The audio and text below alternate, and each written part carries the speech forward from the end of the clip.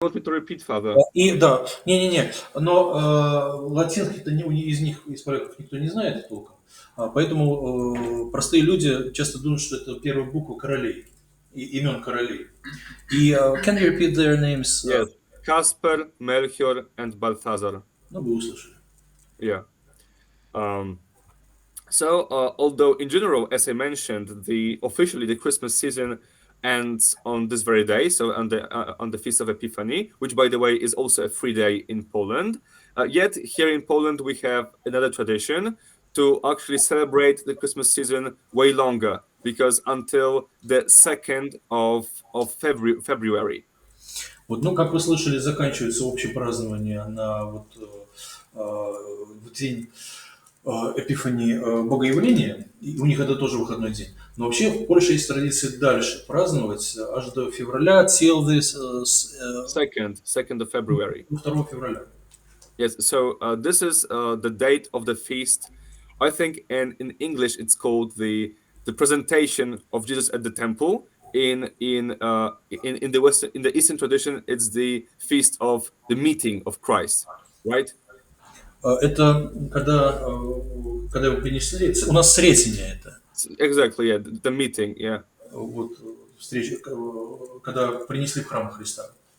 Yes, but again in Poland, this feast has usually a different folk name, which is way more popular, and it's literally and it's called the Feast of Our Lady, so of Virgin Mary, of the thunder candle. Thunder, like the thing you have during storms. Thunder candle. Но у них почему-то этот день, вот Сретение, называется днем празднуется Пресвятая Богородица, называется днем, сейчас как-то по-русски сказать, свечи молнии или молнии свечи, ой, не молнии, а грома. Yes, Гром свечи. In Polish, the candle is literally called gromnica. Громница, ага. Yeah. So this is this big candle which usually every child, every person receives for their baptism, and it is devoted to Virgin Mary. And this candle is supposed to signify the light which is Christ, but also there's the tradition to light the candle in dangerous situations, like the very violent storms when you have the thunders hitting everywhere. Вот эта свеча, ее каждый получает на свое крещение, католик, поляк.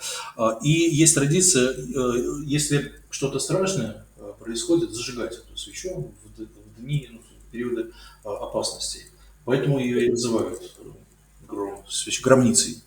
Yes, although usually now in the modern times nobody uses the candle for anything, yet there is still a very popular tradition which actually is followed, namely when somebody is already dying, so close to death, you are supposed to light their gromnica, thunder candle, next to them. И я еще не сказал, что символизирует жизнь, которую внутри он до этого говорил. А сейчас говорит, сейчас уже мало кто зажигает во время опасности эти свечи. Но вот если человек умирает, то есть традиция ставить около его постели умирающего свечку и зажигать ее. Yes, and with this accent of the candle, of the light, again, which is a symbol present during whole Christmas season, I would like to finish my presentation. И вот с этим рассказом про эту громовую свечу, про громницу, он хочет закончить свою презентацию. Вот. And you're ready to answer their questions. Yes, if you have any, exactly. Вот. И если у вас есть вопросы, задавайте. Есть. Отец Константин, можно вас попросить перевести вопрос? Да.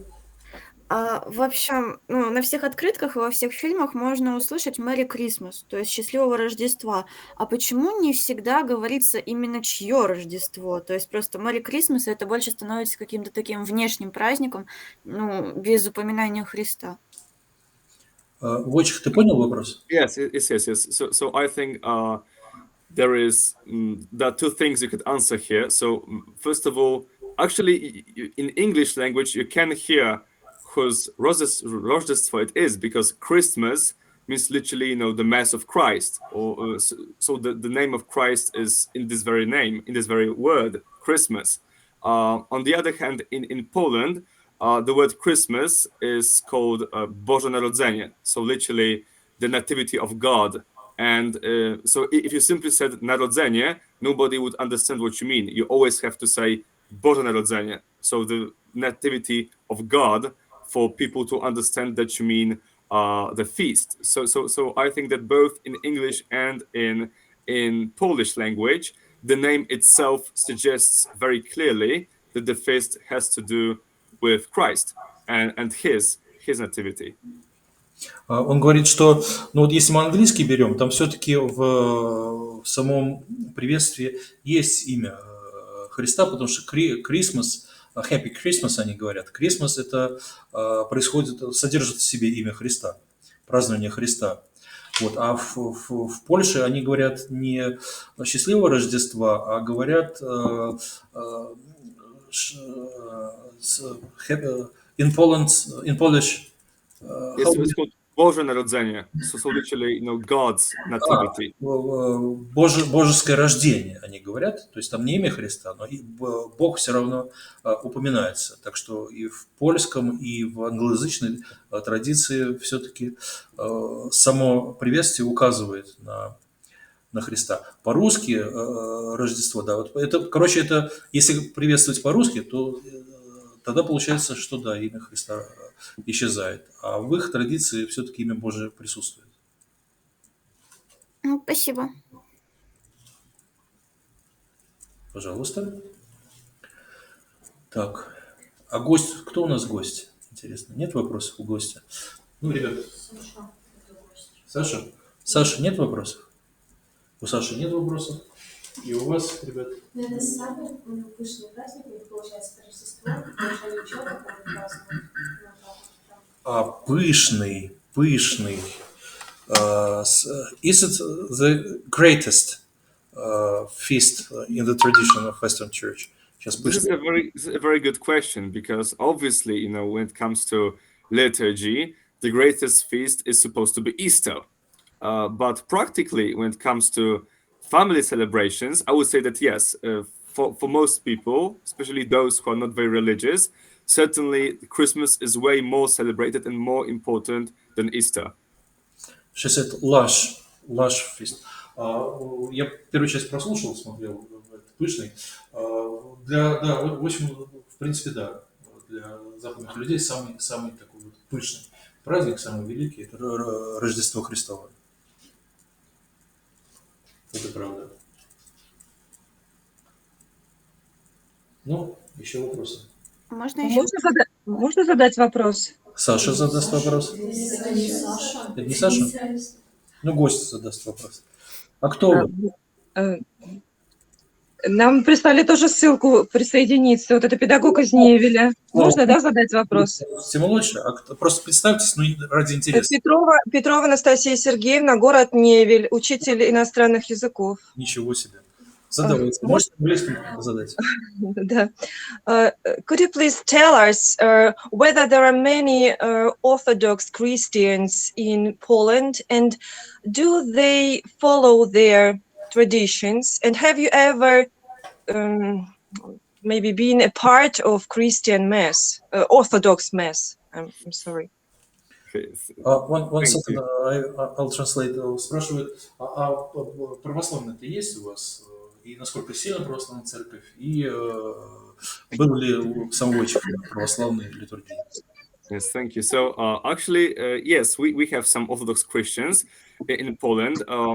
The topic is a little bit complicated, because before the Second World War, the Polish borders were way more to the east, and then there were a lot of Orthodox Christians. Now, when the borders have been moved towards west, obviously a lot of Orthodox Christians stayed in what is now Ukraine or Belarus. Yet still, yes, we do have many Orthodox Christians, both Polish and now because of what's happening in Ukraine, there are many Ukrainians, a lot of them actually, here. So certainly this presence is very visible. Personally, I can say that I am an Orthodox catechumen, so I have been to a lot of Orthodox liturgies. That's true, although I have never been to the Christmas Eve in the Orthodox tradition. So I cannot tell if the supper is similar to the Polish one or not. But hopefully soon I will see it on my own.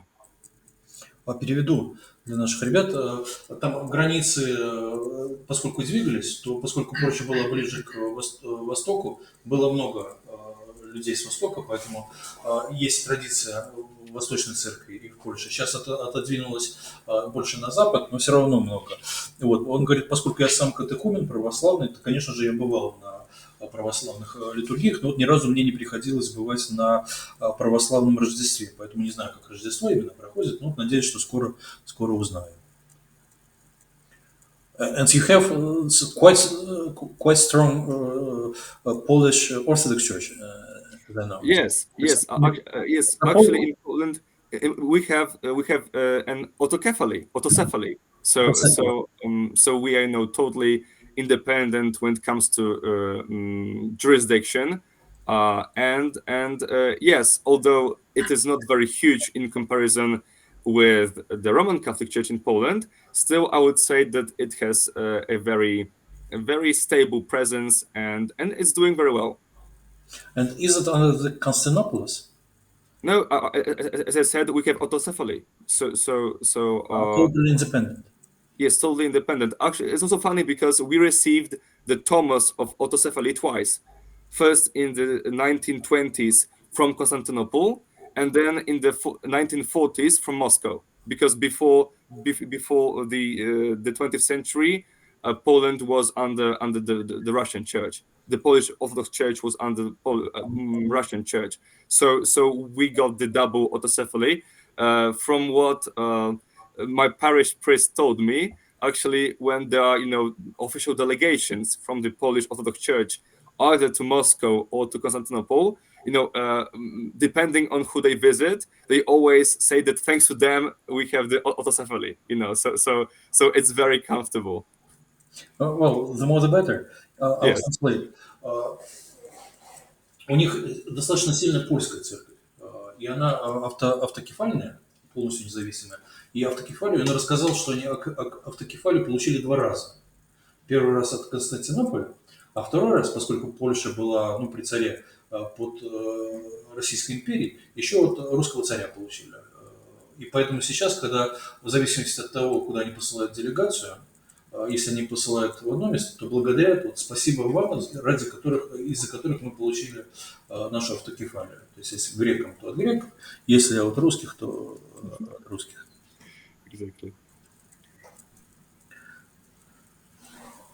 Так, у нас официально 13 минут осталось. Будут еще вопросы, ребята? Что, интересно же? Скажите ему большое спасибо, очень прям хорошо рассказывал доклад, прям. There's saying thank you very much. It was very interesting. Thank you. Thank you. I am very thankful for Father Konstantin inviting me. And, obviously, if you ever wanted to hear anything more, then I am more than happy, or I will be more than happy to tell you something more about any given topic.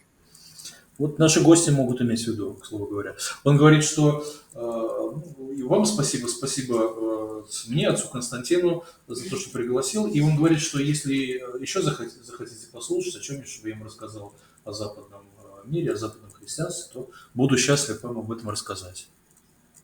In general, yes. Про Пасху. About Easter. Where to start? Yes, the 50 minutes. Well, to be, in a very I mean, next time maybe. exactly. So simply, when Easter is approaching, then Father Constantine, if he wants to, he can invite me again, and I can tell you the same thing, but about Easter in Poland. Yeah, sure. Well, so now I think we're finishing. Заканчиваем тогда, да? Тогда заканчиваем. Спасибо, Войчех. Thank you very much. Thank you. Спасибо большое. Спасибо. По-польски как будет? Dziękuję bardzo. Dziękuję. Дякую. Dziękuję, exactly, yeah, it's the same word. Это по-украински, дякую. Тогда с Богом. Богом. Спасибо большое. Больше ничего не хотят забыть, может быть, из Пудужа. Ой, не из Пудужа, Все, тогда расходимся. Всем спасибо. Заканчиваем наше собрание. Спасибо. До свидания всем. До свидания. Спасибо. Помахайся. Улыбаемся и машем. Так.